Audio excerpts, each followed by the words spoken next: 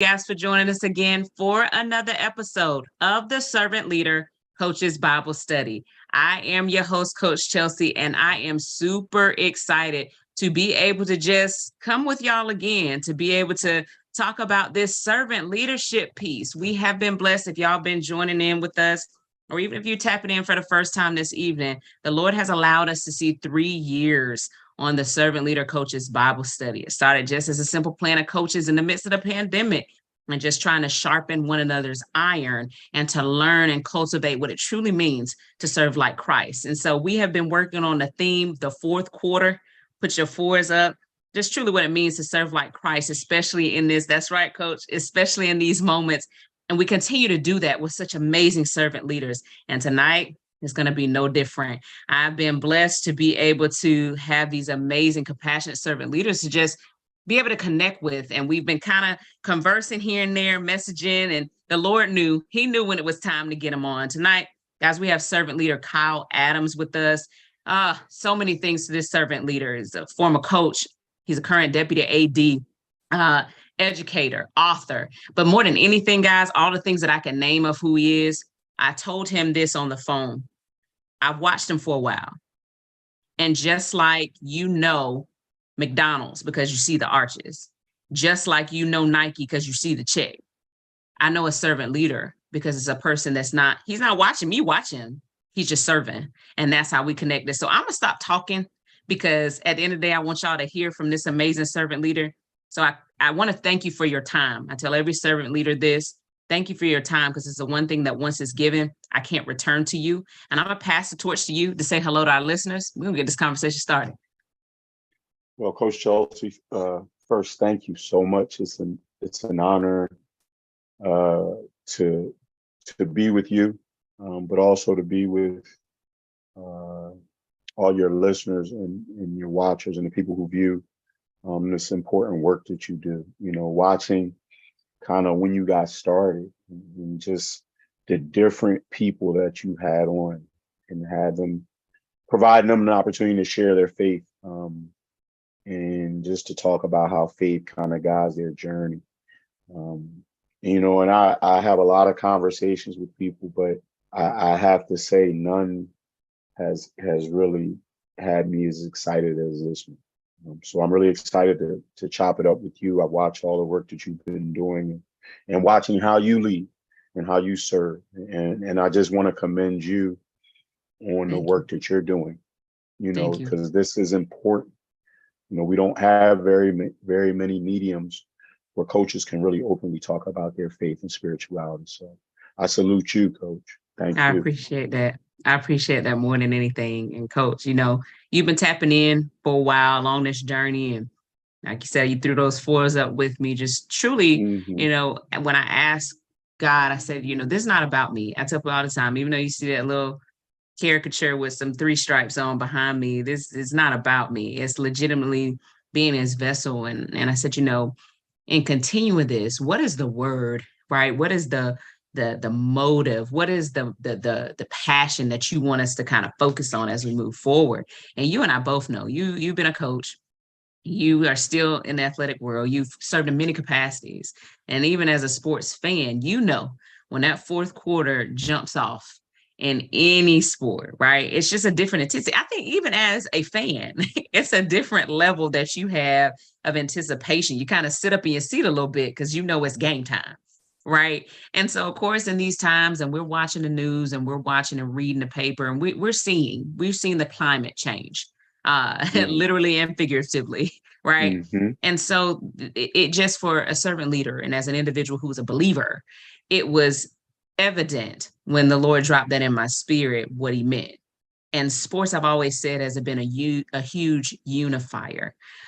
Just in your passion and whatever God has led for you to speak today, before you open up with any of that, I just kind of want to hear from you a little bit as a person in leadership. Just kind of, we speak about a fourth quarter and speaking about the foundation of your faith and hearing your faith story.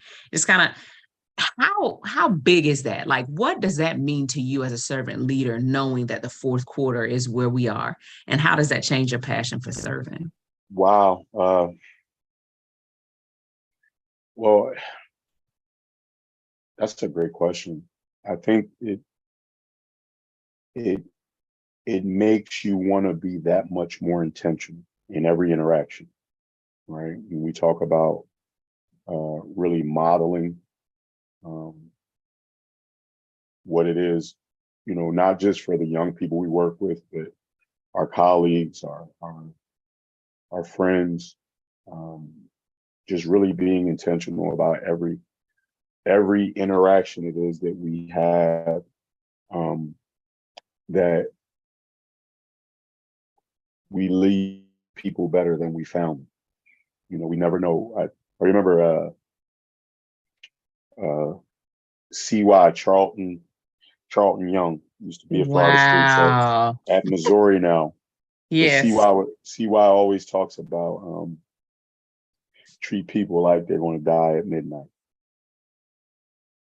Treat people like they're going to die at midnight. Like this is it. And you want to treat people really well because you never know if you'll have another opportunity to engage with them. And you want their last engagements to be positive, to be kind, to be loving. So when you talk about the fourth quarter and just being certain and sure, you know what I mean? We talk about not turning the ball over, making sure you're catching the ball with Come two on.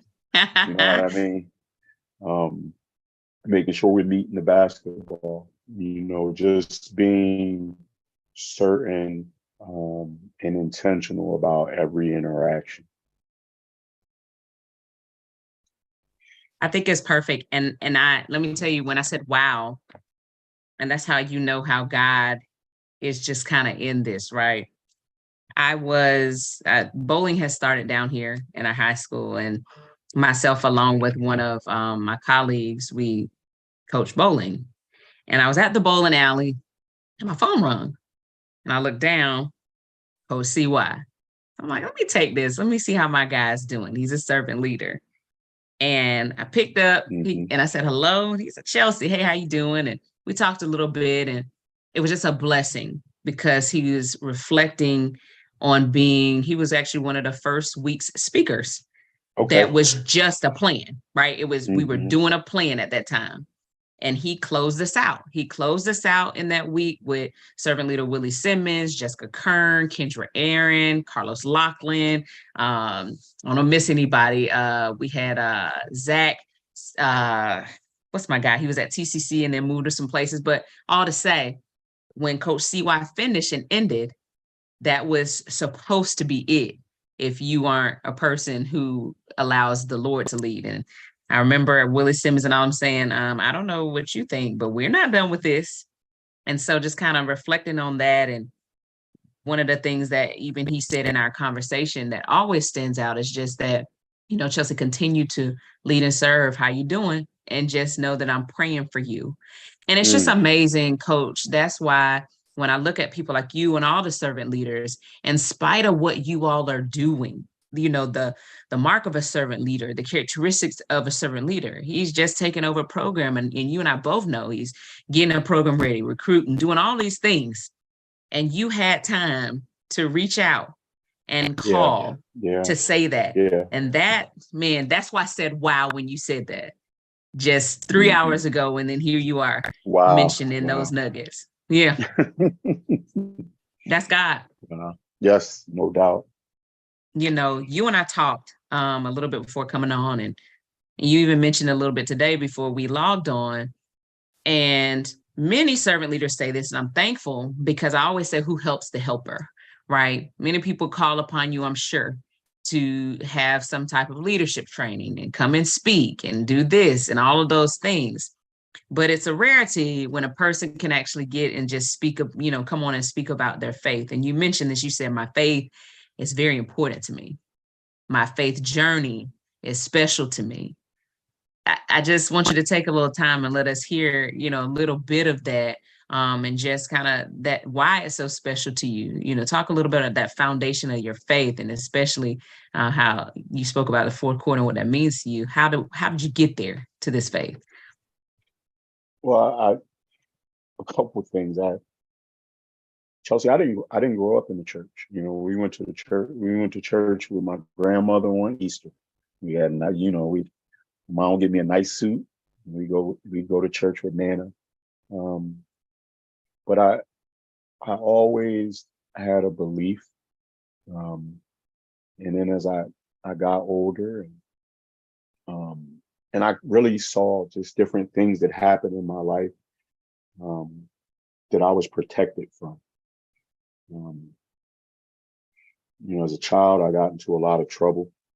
Um, and my mother made a decision to send me to live with my father, which really changed the trajectory of my life.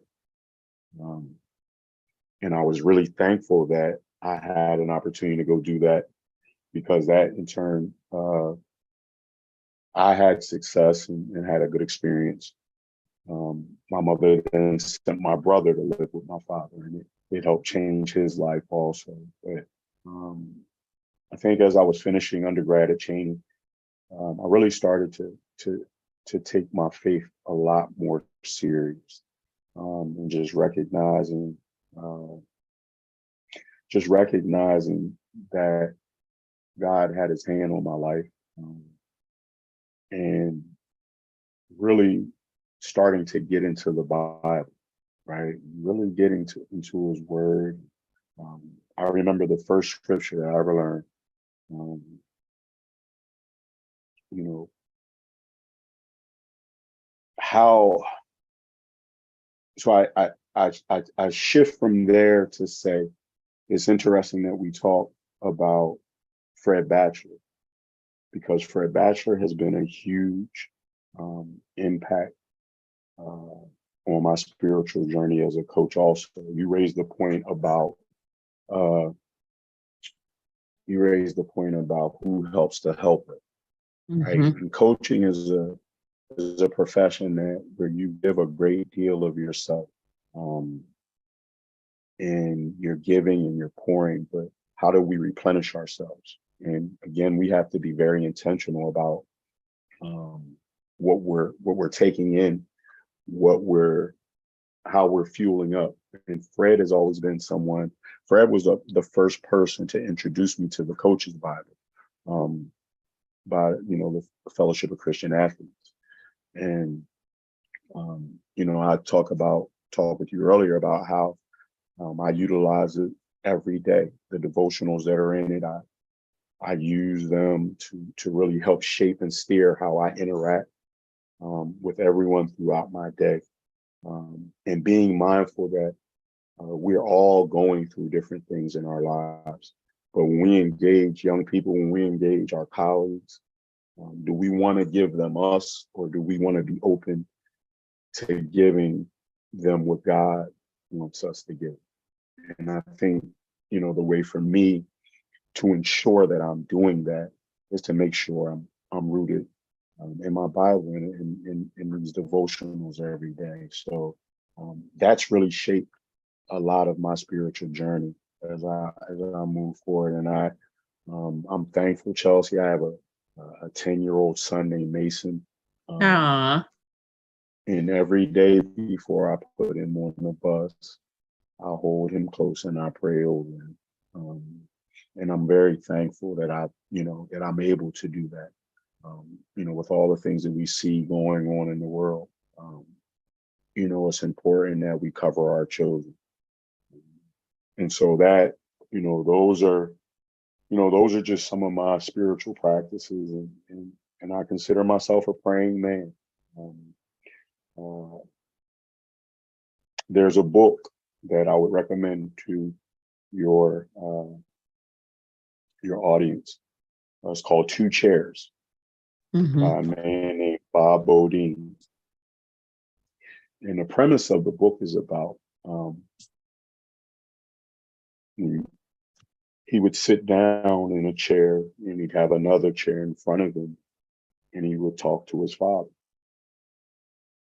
And I've heard you talk on other episodes about the conversation that we have with our father and getting more comfortable and just talking with him. Mhm. He knows us, he knows our challenges, he knows our strengths, he knows our weaknesses. He just wants us to come to him with. So Two Chairs it's a great read to really apply a practical a practical thing, like just talking with your father about everything and watching how he moves in your life. The other thing I would say, Chelsea, is I write things down, and I write down my thoughts. I write down my prayers. I got my journal here right now as we're sitting talking. But really putting things out in the universe. If we put those things out, if we share them, if we speak them, if we write them, they come to fruition.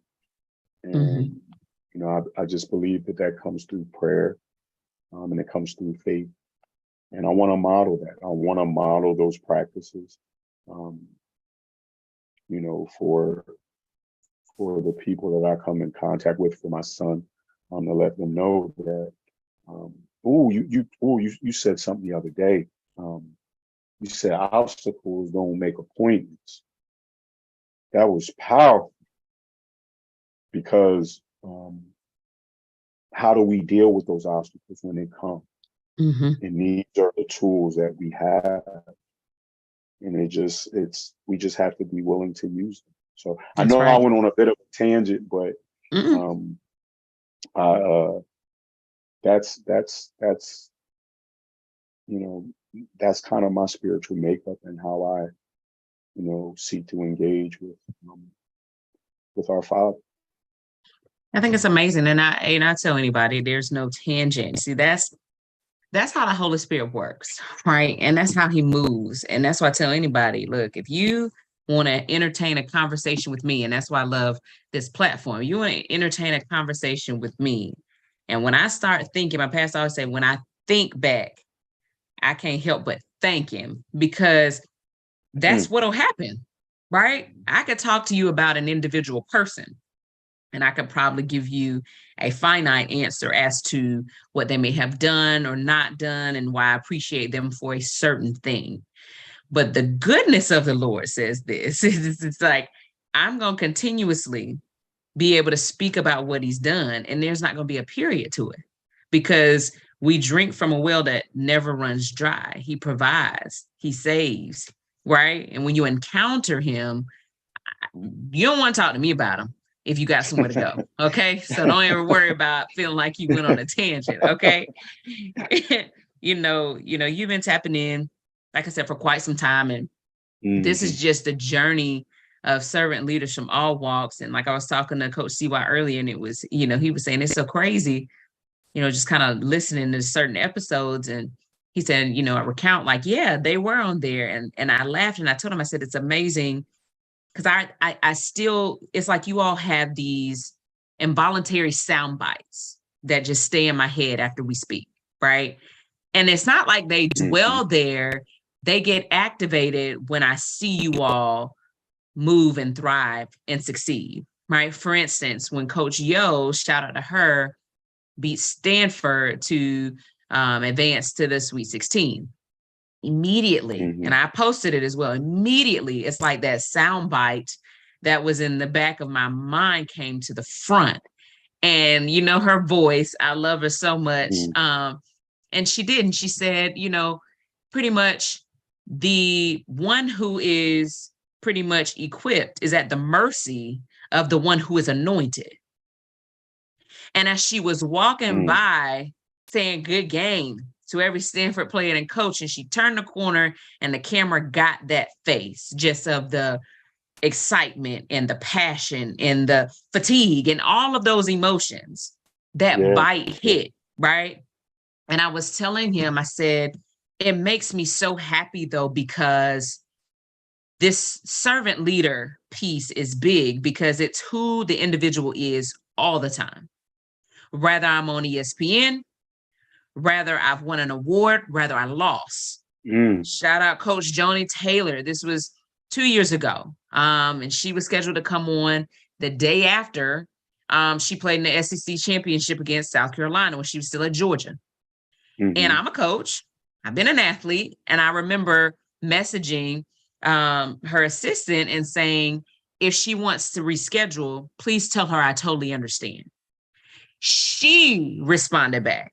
Mind you, I had been communicating with her assistant. She responded back and said, no, I'll be on. And when she came on, she made it a point to say, but see, this is the thing. We have to make sure that in our wins and our losses, as God continues to bless us, we have to continue to do the work. Faith and works, faith and works. Those things stick. And so I say all that to say there's no tangent when you speak about what God has placed in your heart, because it's a soundbite that somebody's going to hear used. They're going to hear even the small things like I hear, as a new mom, praying over your son, intentionality, right? Yeah. As he walks into a world that we're paying attention to that is so different, right? Than when you grew up, so different every single day. And so the prayer piece is where I want to go with this, right? And I say this all the time on this platform, and it is for some a huge task. For some, it's nervousness that comes into play. For some, it's embarrassment. For some, it's just, I don't even know where to begin, right? When it comes to your prayer life, can you just talk right there and say right there for a minute about how that builds you as a man, as a professional, as a father, as a servant leader, all walks of life? How does that build you and help sustain you as you move in every capacity? Wow. I would say, Coach Chelsea, is, I think that there's real power in the sound of our voices and in what we speak, and just recognizing and taking for granted in your coaching, just the words that you use, how you lift people, and recognizing that in the words you use, you can lift or you can deflate, and being very intentional about the things that you're asking for, and how you ask for them, who you ask for those things for. I think one of the things in our prayer life that we don't do enough, many of us, is we don't pray for ourselves enough. We pray for, we pray, I pray over Mason, and I ask for a lot of things from Mason. I ask, Lord, please keep him safe from hurt, harm, or danger. Let nothing harm him. Keep him safe from anything that would look to do him harm, seen or unseen. I pray for a lot of things over him, his classmates, his teachers, his environment, his spirit, how he interacts with people, but also being intentional about having that same enthusiasm and intention about praying for the things that I know that I want to improve in, that I'm challenged in, that areas that I want to grow in my own life. So I would say, as a man, being able to do that, it really humbles me. But I'll tell you something, Chelsea. I know that I'm very uncommon in the way that I move, the way that I interact, the way that I love on people, the way that I minister to people. And so in knowing that I'm uncommon in that, I think I strive to be uncommon in the way that I pray over those I love, over my son, over this thing that we get to do and work with these young people.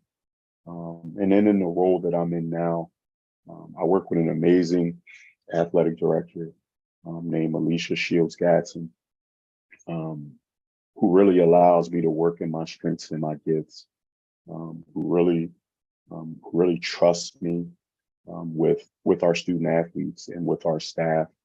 Um, and I know that these things that I've been provided with, um, they're divine. Like, you know, we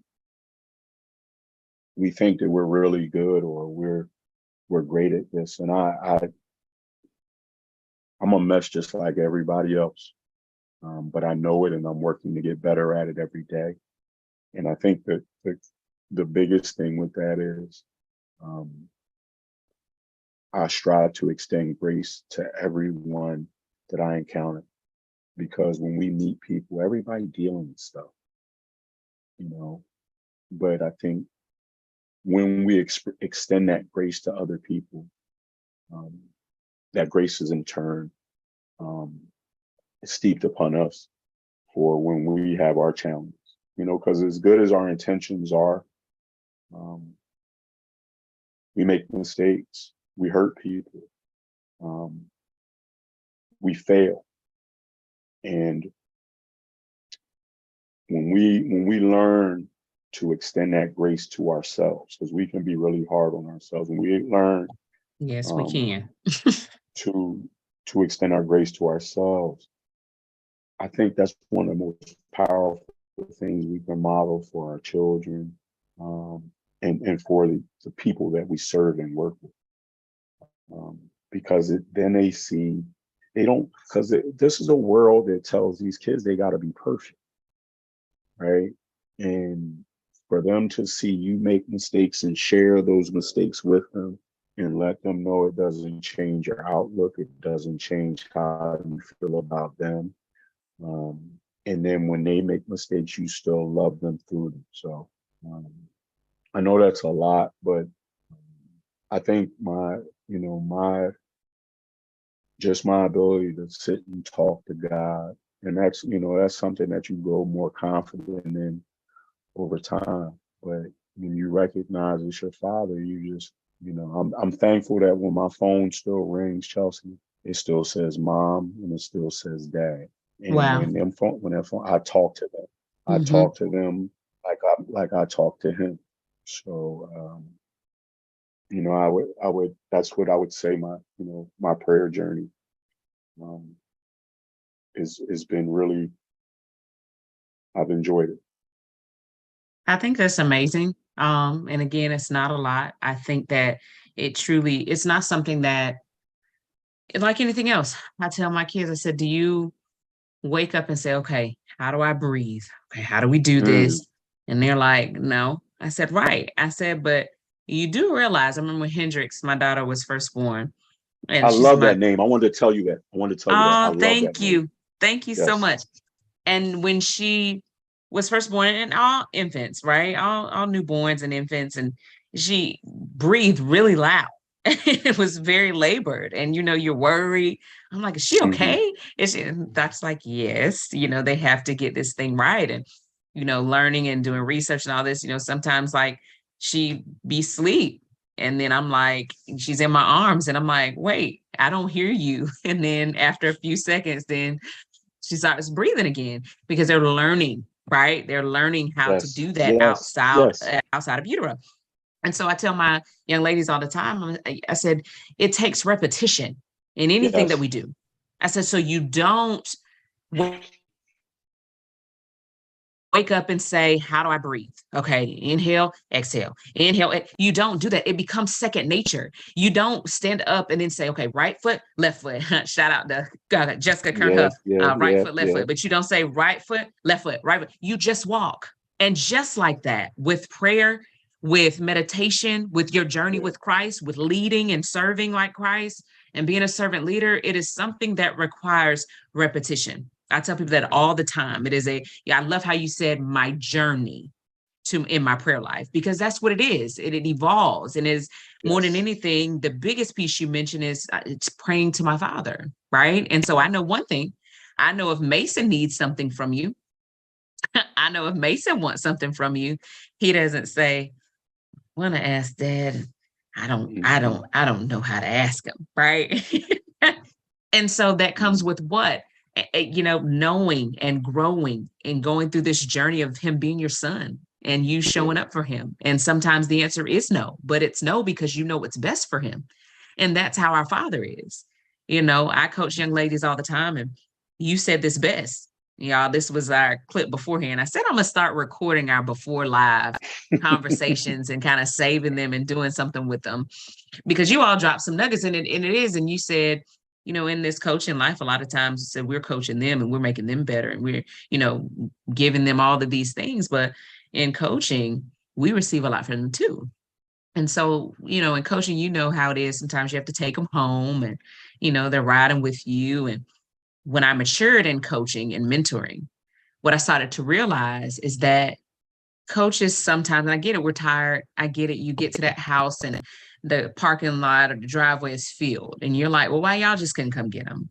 But my maturity and recognizing my calling in this started to take those moments as moments of being able to impart wisdom in them, have conversations with them, right? Mm-hmm. And so it's always a difference between the ninth grader riding with me and the junior and senior riding with me, right? They know it's how I was raised. It's how I was blessed with people who, had me and took me home. You're not going to be hungry when you're with me. It's just not happening, right? I'm not saying that you about to go get a steak dinner, but you're not going to be hungry with me, right? And so they know we're going to pull up and we're going to stop somewhere before I take you home. And it's always funny because the ninth grader, I'm like, all right, what do y'all want? Come on, hurry up. I got to get home, And the ninth grader is like kind of looking and nervous and trying to see what everybody else is ordering to dictate and determine what they can ask for. Okay. Yeah. I think you're smiling. I think you already know where I'm going. And so the ninth, I'm like, hey, what do you want? Well, I'll just take it like a chicken sandwich. And I'm looking like, yeah, what you want? It's cool. Like, no, that's fine. And then the junior C is like, you sure you finished? Okay, I'll take the number 4. And then can you make it large? And then can I have the cookies and an extra pie? And then can I do this? And all right. And a milkshake. Oh, milkshake. And then 2 things are happening at once, right? The ninth grader is looking like, I just ordered a chicken sandwich and that's it. How do I recover from this? And then the other portion is the other ones it's not they're trying to abuse power. They just recognize that over the years, they've asked and I've come through. Over the years, they've needed and I've provided. And so their ability to ask of something for me, not trying to overdo it because they can eat, but recognizing the trust in when they ask me, it came over time. So those things I love because the same way works when we ask to be filled by Christ. It may turn into Lord help. I don't really know what to say. Just Lord help me. Amen. To then the next thing I come back and I recognize I asked him for this. I asked him to give me peace. I asked him to show me protection. And then he came through. And so the next time I'm asked, and now before I know it, all through the day, I'm talking to him, which is what he wants, because now I'm used to asking. I'm used to praising. I'm used to thanking. I'm used to spending time. See, they were so used to spending time. It wasn't about me giving. They are around me all the time. So why are they embarrassed to ask me for something they need? And that's how God works when we continue, like you said, that prayer journey. That's why I loved it that you put it that way. That's that prayer journey. I'll say this. You made me think about this, Chelsea. And I talked to you about the book 12, and one of the things when I used to coach at Del State, because I coached at Delaware State in 2017, but on my ride to work, Chelsea, I listen to things. I listen to podcasts or audio books. But what I started to do on my ride, Chelsea, is I would talk to God, not asking questions, not asking him to show this to me.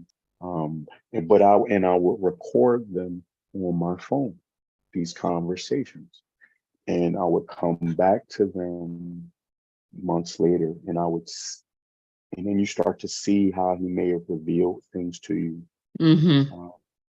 or things that you wanted, and you asked him about them, and they didn't happen. And then you later on you found out why they didn't happen. Um, but just that nurturing that relationship, um, and really being open and talking and crying out for the things that you don't understand and asking for clarity. Um, just, I think it's powerful. It's because it continues to show me um, that God is real in our lives. I totally agree. I totally agree. And it's something you mentioned when you spoke of your athletic director at Delaware State. You said something that was actually led me into kind of where I wanted to transition. You said she's a blessing because she allows me to work in my strengths and my gifts. She allows me to work in my strengths and my gifts. And, leadership takes on multiple different terms, but that screams servant leadership, right? You're going to hear Hendrix. There's always a moment where she tries to come be my co-host. So shout out to her.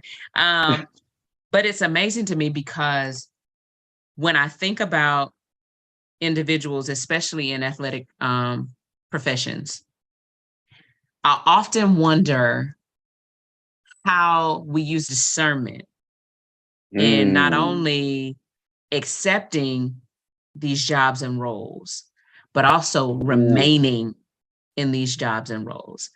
So can you speak a little bit about that? Because that was huge. We've all ooh, been in those positions where we don't have the latitude to work in our strengths and our gifts. Sometimes our strengths and our gifts gets us muzzled, depending on who our leader is. So can you just talk a little bit about that discernment piece and how you kind of move and how God guides you into those positions? Chelsea, you cutting with your sharp knife tonight. Ooh, Hey, they say iron sharpens iron, so clearly you got some sharpness over there too. um, and discernment, right? Like I think of discernment.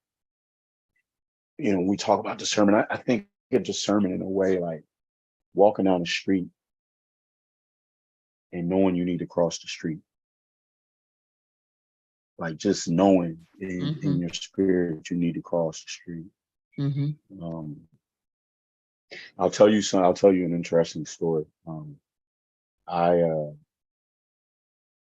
I used to coach at Delaware State and left Delaware State, spent a year um, at Arkansas Pine Bluff with um, Dawn Brown Thornton now. Um, Servant leader, shout out to her. Shout out to Coach Brown Thornton. And then COVID. And then I started, uh, I started doing some stuff, My Eyes Bigger Than the Ball podcast and just some different things. But I was, I reached out to Alicia Shields Gatson about another opportunity. I want her to make a call for me.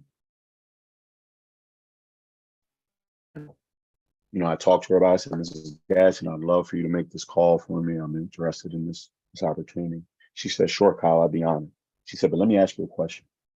How come you didn't apply for this job here? And I was like, wow. And this is, it's a deputy position. And, I said, Ms. Gatson, I knew the position was open. I wasn't quite sure what you were looking for. She said, Kyle, I've always thought administration would be good for you. I just didn't know if you had gotten coaching out of your system yet. And the position that I called her about was an administrative position. Um, she said, listen, um, if you want this is yours. Take the weekend, pray about it. Come And on. if it's what you want, call me Monday. If not, I'll make that call for you. And I really, I really like shut it down. I fasted, um, and I prayed about it. I sought counsel from some really close people to me. Um, and I kind of weighed it all out. And I didn't wait till Monday. I called her Sunday night. And I said, Mrs. Gaston, I'd be honored to come and serve as your deputy. Um, but you talk about discernment. Um, a lot of times in coaching, Chelsea, and you'll understand this, a lot of people, everybody wants to be a head coach, right? Mm-hmm. Everybody.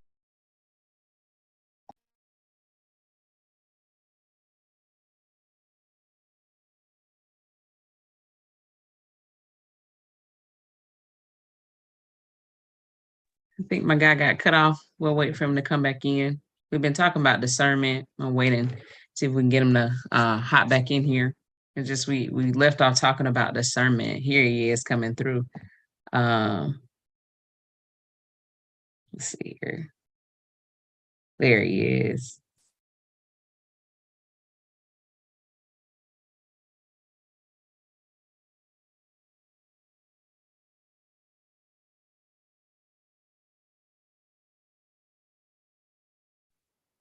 You're back. Just unmute for it. There you go. Okay. Just unmute for it. There. So I'll pick right up. When you think about in coaching, people want to become head coaches, right? But they're so caught up and enamored with becoming a head coach, they may take a really bad job with unethical leadership, or it's not a good situation, instead of really taking their time and really asking for what it is they want. When we talk about coaches, there being a difference between being a head coach and having an opportunity to be a successful head coach, right? And I think that's when you start talking about discernment, how we really open ourselves up and allow God to lead us in our interactions and in our movements and in our intention. So I wanted to share that story with you because I really felt like me returning to Delaware State was divine. It was divine. I was called to come back there. So that's really how I really move in my role there. So I think that's huge. Right? I want to make sure there was no reverb. There we go. I think that's huge because you said something. You said the key piece, I was called. Right? And one of the things I always say, and shout out to Coach KB, she's at Montreat, host of the women's game. She always laughs. She knows I mean it. Yes, she's amazing. I love her. Servant leader. That is family for real. And I always say, and if she were on here, she would say it verbatim with me. If God didn't send it, I don't want it. And I've lived my life so much in a way and in a place where, it's almost like that shoe. I was having this conversation with a mentor of mine a month back, and I love shoes. Anybody that knows me knows that I love shoes. And then it gets bad because I'm literally on both sides. I can do the heel and I can do the loafer and I can do the sneaker. It doesn't matter. I love them, right? And so sometimes, and you know this, sometimes, okay, they may not have an 8.5. They may have an 8, right? And so then you sit there and you say, now this shoe is, come on now. The man at the register's like, look, I'm surprised they even still here. You mean tell me you ain't get the got 'em post from Nike for these ones? I got the 8. So what you think? Bring them out. Let me try them on. Now, in your mind, you already know these shoes are not going to fit. Okay? He brings them out, you put them on. They tight. And I'm not talking about the tight because they new. They're tight. And you walk around, like your toe like this, right? And you sit there and you say, you know what? I mean, but they bad though. You know what? Let me get them. Right. And so you put those shoes on, right? Because you wanted them so bad. And when you first put on, I was like, that's not so bad. I'm gonna wear a thin sock. Maybe I won't tie them all the way up. I'll loosen the strings, just knot them. And then before long, over time, what happens? Feet start hurting. You feel the blister forming by the second. And that very thing that looked good in the beginning, right, are leaving lasting impressions and lasting marks and lasting scars, not only in this case on your feet, but on your career and on your spirit, right? And in every moment, all because you decided in your own way, because it looked good, because it appeared to be make it work, that I can make this 8 work. I can make this job work. I can make this position work, right? And just like everything else, you kick them shoes off and you look, and it's not all it cooked up to be. And here's the other portion. You paid the cost and the price on a lot of things just to get something that you don't even need to be in. And that's what I did so often when I didn't seek out Christ a lot. You know, you accept jobs and then your plate gets full and then you get tired. We talked about being busy before we got on. And yes, that just comes with territory. But a lot of times our plate is full, extra full, because we're adding things on that we didn't consult God about. So I've truly gotten to the place. I don't care if the shoe is what? I wanted those Tiffany Forces. I did. Right. But let me tell you something. If it wasn't 8.5, and definitely within my price range, but if it wasn't 8.5, I'm not getting it. And that, and in the same way, in this life I live now, in this place in my life going forward, if God didn't send it, I don't want it. I don't care what it gives me as a title. Is that my assignment? Is that what I was called to do? Chelsea, you ministering today. I got a lot of sneaks upstairs. They look real good. They might have been a size and a half too small. I was gonna make it work. You ministering today. We done all been there, Coach. It ain't just you. I'm willing to bet you. But listen, some of you people that wear a 9 and that 8.5 you picked up because you felt you could make it work and it didn't. Holla at your girl. That's all I'm saying. No. Here's this is what you say. No, these run different. They run different. That's right. That's the one. But here, it's so amazing you said that. You're talking about me, right? So when we talk about things running different, and I think, and even going down to the armor, David and Goliath, right? That wasn't his armor. It was too big. Right. And so when we talk about things running too big and too small, that's what ends up happening when we don't walk in our calling. Then we done took off more than we could chew. I saw this meme and it was so funny. I'm hoping that it was a joke, right? But this lady, she was doing ASL. She's doing sign language. And I'm not proficient, but I know enough to know that she didn't know everything she was signing. She was not aligned with what the man was saying. And the meme said something funny like, when you apply for a job on Indeed that you're not qualified for. And so often we're doing that when we move in what we want and not our calling. It's just not the right fit. And so then now, athlete, coach, athletic director, right, deputy AD, whatever your place is, you fill in where you are. What ends up happening? I'm unhappy, right? I'm frustrated. I'm taking it out on the people I work with. It's my boss, right? It's my coworkers. Ugh, they stress me out. Or could it be that maybe you're somewhere where it's not a fit? And that doesn't come into anything other than, if I seek God first, seek ye first the kingdom of God and his righteousness, and all these things will be added unto you. We'll be able to be up to. Yep. All right. Yes, ma'am. My God. As we start to kind of round this thing up, there's a few things that I definitely want to hit on before we do get out. Okay. 2 things specifically. The first one, just kind of in this 4th quarter, in this 3-year anniversary series, it's amazing how God aligns what he wants, right? Because again, if he ain't sent it, I don't want it. And in this fourth quarter, one of the things that I am seeing that is truly making my heart smile is much like you said, turnovers are more magnified in the fourth quarter. Mistakes are more magnified in the fourth quarter. But in the same way, there's intensity in the fourth quarter. The pressure comes on in the fourth quarter, right? What we're made of, right? That's why I want to go with this. What that athlete is made of, right, comes in the fourth quarter.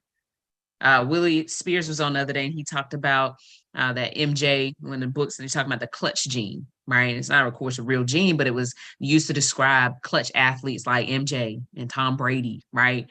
All these individuals who just come through in a clutch. And when you think about it, I told somebody the other day, I said, in the fourth quarter, I want to be in the game. I don't want to sit, I'll cheer. I'll cheer you on, but I want to be in the action. I want to be in the game. And so thinking about that as servant leaders, as believers, as followers of Christ in this fourth quarter, recognizing and understanding that sometimes we brush shoulders with people that may not even know his name, right? And in the mundane or the consistencies of our schedule every day, we fail to realize, do I even know if this brother or sister I rub with every day even knows who he is?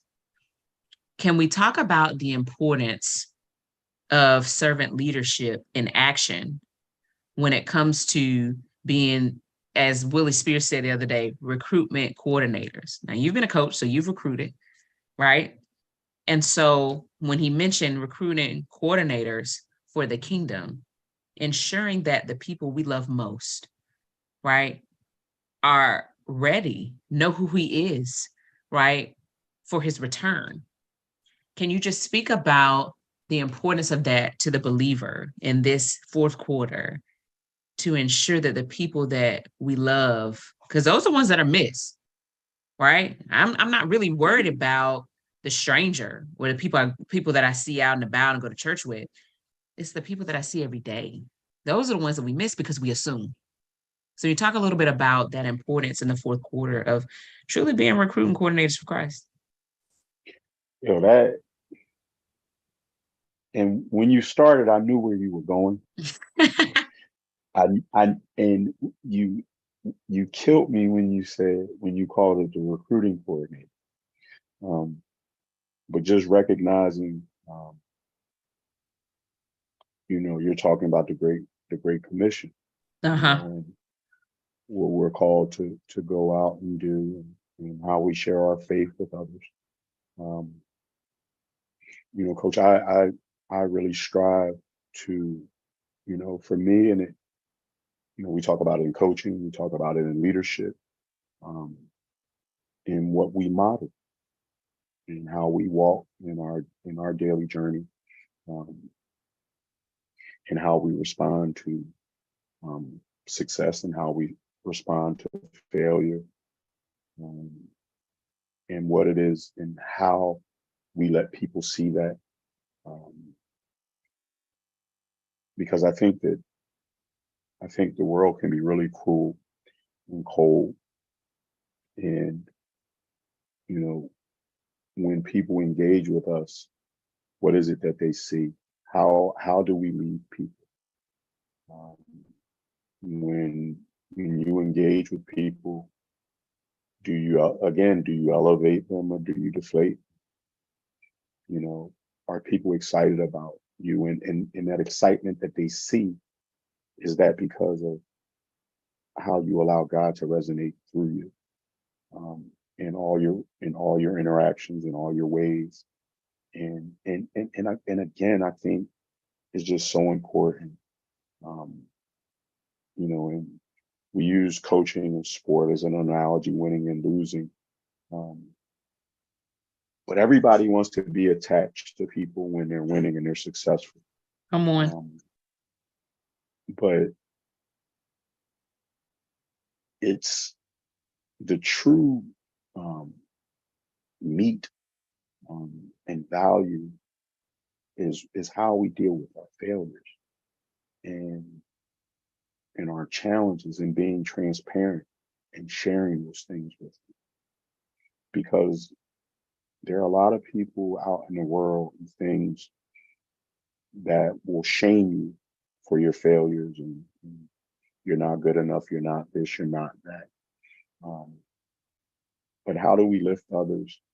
How do we hold our heads? How do we continue to correct ourselves and allow him to correct us in those challenges, and in those failures? And I think for me,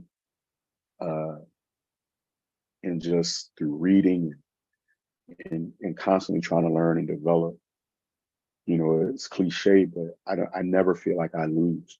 I feel like I either win or I learn. That's it. Right. And being open to that, and recognizing that my failures don't define me. And extending that same grace to others when they have those frailties, even when they come against you or you're at the brunt of that failure, right? How do you love people through those hard points? It's easy to love people when things are going well, but how do you love them through the rough stuff? And I think when you do that, people start to see that there's something very different about you. And they want to know how and why you live and look at the world in the way that you do. Mm-hmm. And I think for me, because people share their faith different ways, that's kind of my strategy, my recruiting strategy, as to how I bring people closer to people closer to God and their spirituality. I think that's huge. And even in that last, oh my God, bar that you hit just there. How do you love people through the hard things, through the tough stuff, through the mess, Mm-hmm. right? Because here's the thing, I tell people all the time, that's fine. You can be with me, right? Any point that you would like to in the journey. But the people that I am trusted in, leaning on, and appreciating are the ones that not only ride the train, but build the tracks. See, it's different when you're laying those tracks with me and we bled together, we sweat together, we shed tears together, we wanted to quit together, we gave up together, right? I walked away from the tracks and said, do this on your own. We maybe fought a little bit, right? Because when we laid the foundation together, the celebration, you see me at my highs of highs and my lows of lows, right? But when you can love me conditionally through my mess, unconditionally, through my mess, when you can, recognize that what is that thing? Oh, I don't know her name. And if you out there, you hear this, just know I was going to quote you, but I don't remember what your name was, but your message was powerful. Homegirl said, and I quote, and I hope y'all listen to this. Listen, pull your ear in. She said, everybody's not called to be your friend.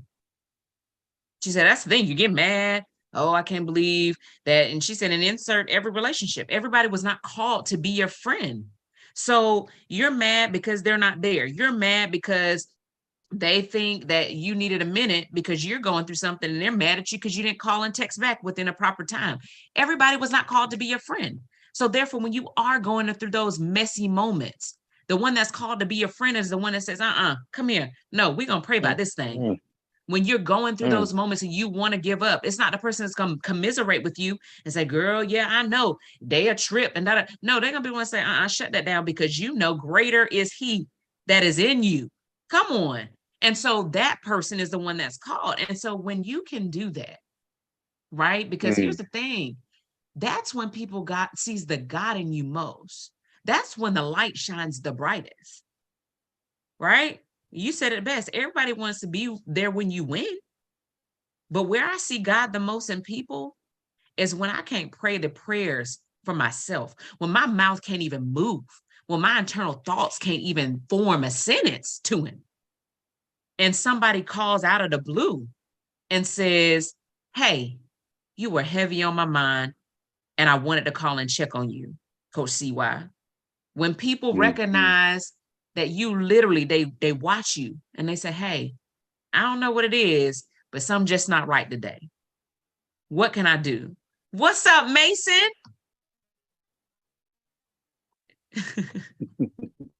He's so handsome. What's up, man? Little servant leader in the making. I love it. That's Coach Chelsea. We almost done. Yeah. I promise. Your daddy lead and we're gonna give him back to you. He's so handsome, Coach. Thank you. Thank you. You're welcome. But it's that person that legitimately can see, right? And that's where that anointing to be your friend or that anointing to be that servant leader comes in. There's some people I don't need to know. It's on you. And if you can love me through my mess, like you said, that's the part of servant leadership, because that's where God shines through. That's where the Christ in you shows up. It's easy to love somebody when they're winning. It's easy to love somebody when they're good and we can laugh and joke and play. But when that person is broken in 1,000 pieces and you can't fix it with money, you can't fix it with words, that's where the Christ in you shows up. But you need to remind them not to drift from him. But listen, this is a time we need to draw near. Right. That's golden, Coach. That's good. Coach, man, I got to thank you. I really do have to thank you. I know people say no, but I do, Coach, because... Thank you. You ministered to me today.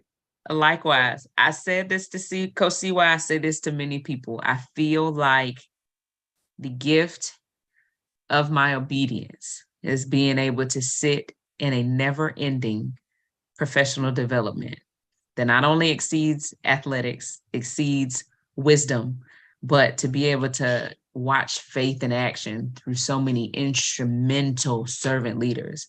And that, you could say no, Coach. You could say no. That's what I tell anybody. You had a choice. You could have said no, but you were willing. And that's a blessing all in itself. So I have to thank you. I do. And you're welcome. But I thank you not only for coming on for today, but Coach, just for your day-to-day, right? I watch how you infuse the flowers into the people that deserve it most. I watch how you are a change agent. You truly are, in just what you say and what you do. And in your day-to-day, it's not forced. It's not outside of your wheelhouse. It's the calling, right? Your calling to fulfill. And so I just want you to know that I see you. I noticed you a while ago. And so I'm thankful that you truly are a servant leader that is just adding to this frontline regime to move God's agenda forward. Wow.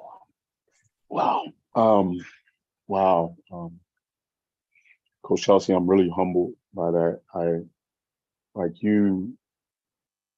can't wait to listen to this, because you really shared and talked about some things that really resonate with me. You know, as I look at my spiritual journey, discernment is a big part of my prayer life. That I be open to discerning what's good for me, what's not good for me, in my interactions. And for you to talk about that today, and ask about that was really humbling. But I just can't. I think this platform is powerful. I think that we're in a day and age in a lot of different professions, but especially one as intimate and as this coaching thing is, and how people have to move in it, how competitive it is, that they very rarely get an opportunity to really share about their faith and their spirituality, and what you're doing and allowing people to really open up and share that is powerful. Like I'm very humble right now. to just have had this opportunity to talk with you today, and to have you pour into me, because you poured into me today. But I listened to your conversation with Bussy, and just the way that you ministered and poured into him, and loved up on him. You know, you, Chelsea, you have a gift. You have a gift, and this platform is very special. And I want to continue to do whatever I can to support it, and share it with other people. So I know that I think I'm a part of the servant leader family now. Did I cross the burning sands? Did I cross the sands yet? We're gonna tagline you in. Yes, that typically comes after the prayer, but yes, we're gonna tagline you in for sure in there. But just know that thank you. But really, thank you, Chelsea. Thank you. I appreciate you, man, for sure. I'm humbled every day by people like you. So thank you so much for that. Coach, you mind giving us a prayer before we get out? Oh man, I'll be honored. Heavenly Father, thank you for this day. We thank you for this opportunity to come to you in prayer. Well, we just thank you for Coach Chelsea's heart, for her intention and willingness to want to help grow your kingdom through these leaders who are willing to serve at various levels with various groups, and allowing their light to shine to young people, to their families, their friends. Lord, I just thank you for the opportunity to engage with her today, to have her speak life over me, Mason, and just so many other people. I'm very humbled by this opportunity. I'm thankful that you provided this opportunity. I pray for Coach Chelsea and her family, and Hendricks, and all those that love and care for her. Lord, that you continue to keep her safe and protected. She continues to strive and do the work of sharing your message through your people. Lord, I just thank you again for this opportunity. I pray that I can continue to stay connected to Coach Chelsea. And we thank you for all that she's doing to share your word throughout the sports ecosystem. We ask all these things in the name of your son. Amen. Amen. Well, here it is. My favorite line of every podcast. Servant leader, Hal Adams. You are now a part of the servant leader family. I'm telling you, man, every time I say that, I feel like I just see this front line. I'm telling you, of servant leaders. It's like, you don't want to run up on it. All right. We loaded, armed, and ready to go with the whole armor of God. So, but honestly, thank you, brother. I appreciate you.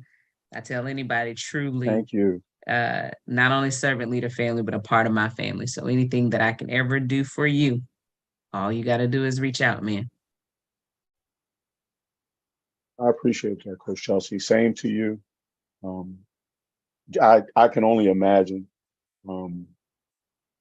how blessed the young ladies that you have an opportunity to coach on, and how you love up on them. I would love to. You got to do something with your kids. You got to do something with your kids, like interview them or have somebody interview them. Because I'm sure you loving up on them jokers.